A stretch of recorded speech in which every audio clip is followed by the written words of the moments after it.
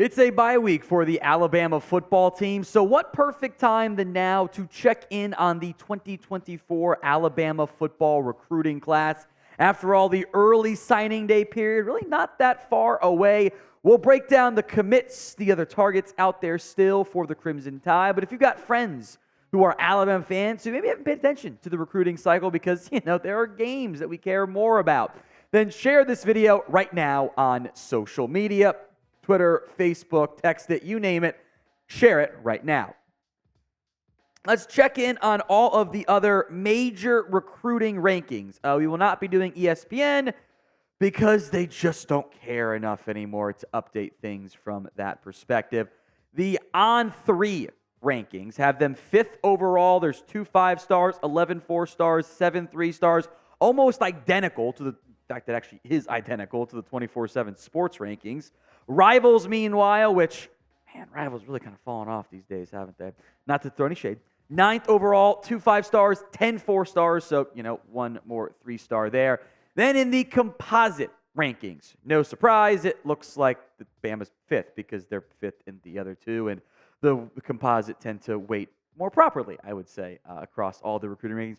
Georgia's 1, not a huge surprise. OSU's 2. How about Florida and Florida State being 3 and 4? Good for them. We'll see if that continues. Alabama is 5.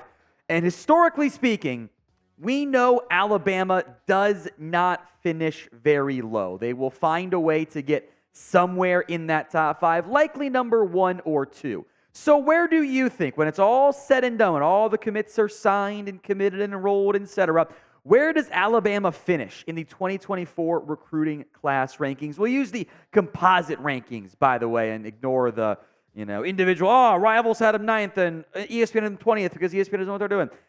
Composite rankings, where does Alabama finish? Sound off at the pinned comment of today's video. 1, 2, 3, 4, where do they rank? Go vote and predict right now, especially if the ad comes here on YouTube. Let's break down the recruits then. The big one is Julian Sayin, the next great Bama quarterback, which not the first time we've heard that one after all. He is a 5-star recruit. In the updated 24/7 Sports composite rankings, he is the number 4 overall recruit. He is the number 1 quarterback in the country, the top player from the state of California as well. Lincoln Riley in shambles, not landing him. Sayin does not have the same physical skill set, maybe some other guys do, but the accuracy's always been impressive. And all the camps, all the Elite 11 stuff that he's gone to, he continues to wow and impress. He's not going to make an impact next year, I would assume. Probably still beat Milroe, etc. But longer term, there is a lot of buzz on Sayin as a key piece of this Alabama offense into the future. Who will then help out Julian Sayin in the same class, I should say? Some offensive skill commitments. We'll spend some time on this here. Multiple tight ends, and I'm making note here that you probably won't see Bama add another one. Caleb Odom, who back when in the preseason we spent a lot of time on Odom. I'm very excited about his potential impact moving forward. Number 4 tight end in the class, a top 55 overall player. He's number 51 overall. Jay Lindsey, the other tight end, he's number 777 overall. Amari Jefferson, the 4-star athlete, probably going to play wide receiver is the expectation there. He's number 161 overall. Rico Scott, the 4-star, number 304 overall out of Pennsylvania, by the way. Number 47 wide receiver. Jameer Grimsley is receiver, maybe some cornerback upside, but probably going to play receiver there out of Florida, number 186 overall. So a promising class. As we'll get into later on, no running backs in here for now. There's one noteworthy player that Bama's pushing very hard to find a way to land. Now, much has been made about who's the better recruiter, at least in terms of the winnings, and it's, when Jimbo Fisher is not throwing around ridiculous amounts of NIL money. Who's the better recruiter? Kirby for Kirby Smart, I think we can all spell that, or Nick for Nick Saban? Sound off in the comments.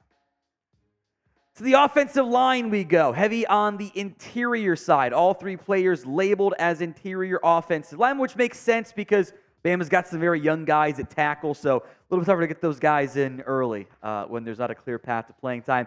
Casey Poe is number 84 overall, the number 1 ranked interior offensive lineman. He hails from Texas. Joseph Ionata, I will make note for him, by the way, was a Florida State Legacy chose Alabama instead. He's number 775 overall. William Sanders, another 3-star out of Brookwood, Alabama. He's number 17 in the state, by the way. He's kind of steadily risen up the composite recruiting rankings. When it comes to offensive line, you can often see the biggest changes, by the way, because it's O-line play. We're not always, the recruiting service is always as locked in on that side.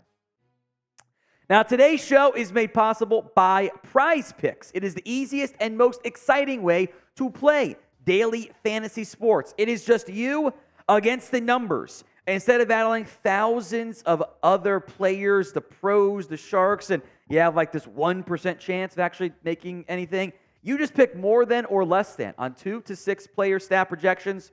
That's it. You can mix and match NFL and other NFL games, NFL, college football. You can, for a limited time remaining, you can still do MLB, and of course NBA now getting the fold as well. My NFL picks this week. We'll get some college ones as the week goes on, but injuries are always so well hidden by college teams. Bryce Young more than passing yards. That's relevant to Alabama. I think the breakout game is going to come here. Travis Kelce more than half touchdown, so 1 total score. And Trevor Lawrence more than passing yards as well. You can get on board with my picks and get a first deposit match up to $100 when you go to prizepicks.com/CLNS and use code CLNS for a first deposit match up to $100. Link will be in the comments section and the description of today's show. Again, it's prizepicks.com/CLNS and use code CLNS. To the defensive backfield now. There is a name you all remember. It's Dre Kirkpatrick. Don't we feel old now? Yeah, that is Dre Kirkpatrick Sr.'s son. That is a legacy offer. He's outside the top 1,000 right now. Could maybe play safety or corner for Alabama. Like a lot of these guys, there's some position flexed involved there. Jaylen Mbakwe, who you might see listed as by some spots as an athlete, probably going to play defensive back for Alabama. Number 19 overall in the class. Xavier Brown, the California corner, who at a Mater Dei High School, you all know that one as the one-time quarterback high school pipeline for USC. He's a top 75 recruit in this class, another 4-star. Then the Georgia flip, Peyton Woodard, the 4-star, still narrowly in the top 100. So there's 3 top 100 defensive back pieces on this team. If you're a defensive back, you should go play for Nick Saban. That's his main specialty, growing up or coming up the coaching ranks, I should say. Tends to work out pretty well. There's also 3-star safety, Rydarius Morgan. I think that's a fantastic name. Another Bama high school product. He's the number 45 ranked safety in this class. Knowing, of course, things can and will certainly change. If you guys want more Alabama football news, recruiting, or just regular news, then stay locked in by subscribing. YouTube.com/@RollTideTV for more free Alabama football videos. Some linebacker commits here, and we'll wait and see if these guys play full-time outside or inside. There's been examples of this team switching players around already in recent years, but I'm going to guess these are all inside backers for Bama. Quentin Reese, 3-star out of Birmingham. He's barely inside the top 1,000. The intriguing name who we'll come back to here is Justin Okoronkwo, who's from Germany, by the way. This is a limited list of international names that's increased in recent years for Alabama. John Mechie's Canadian. Olas Olinian is from Finland. And then James Byrne, punters from Australia. Why does Australia have good punters? That's a really weird thing to export if you're Australia. Punters is what they export there. There's also Caden Jones, the biggest name of this list, frankly. Top 200 recruit out of North Carolina. Now, Okoronkwo had this to say about his official visit, his parents, etc. They really loved it. They didn't know how big college football was in the U.S. They've never really watched any games on TV or heard much about it. They just started learning about football, when I started playing 3.5 years ago. Imagine playing football for less than 4 years and getting to be an Alabama player. It's insane. It was great for them to see where I will be playing in the future. They really loved it. They liked the staff. They talked with Coach Saban. They are confident, have a good feeling with letting their son go to another country and staying far from home because of the people there. That was the main goal of the official visit. Okoronkwo is a great athlete, a good name to keep an eye on. Isaiah Faga, who was committed to Utah, by the way, another flip to Alabama. He's out to the top 500, but a 3-star defensive lineman.